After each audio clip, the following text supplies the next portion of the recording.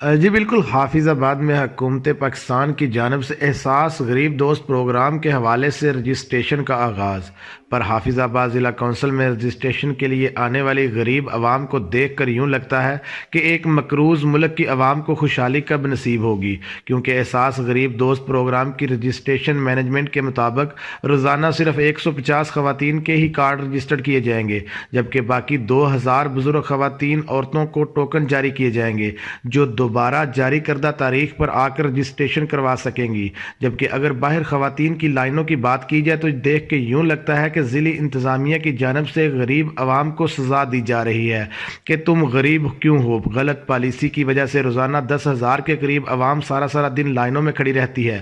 بزرگ خواتین بھی ذلیل و خوار، انتظامیہ کے اہلکار بھی ڈسپلن کی دھجیاں اڑاتے نظر آتے ہیں، جو باہر لگی ہزاروں خواتین کی لائنوں کو نظر انداز کر کے سفارشی حکم پر بعد میں آئیں پہلے پائیں کی طرز پر بعد میں آنے والی عوام کو اندر داخل کروا دیتے ہیں، جبکہ ضلع بھر کے سیکیورٹی اداروں، elite force, special branch police اور ٹائیگر فورس، نادرا آفس کے ان سب کی موجودگی کے باوجود بھی سائلین صبح سے لے کر شام تک ذلیل و خوار ہوتے ہیں اور ہزاروں کی تعداد میں عوام واپس چلی جاتی ہے، جبکہ غریب گھرانوں کی عوام کو سمجھ ہی نہیں آ رہی کہ ہو کیا رہا ہے یا کیا ہوگا، کیونکہ رجسٹریشن کروانے کے لیے آنے والی عوام کے لیے نہ تو بیٹھنے کی جگہ اور نہ ہی کوئی SOPs پر عمل درآمد کروایا جا رہا ہے، جبکہ عوام کا کہنا تھا کہ ادھر کوئی بھی اعلیٰ افسر انتظامات کو چیک نہیں کرتا، جس کی وجہ سے ڈسپلن کا فقدان ہے۔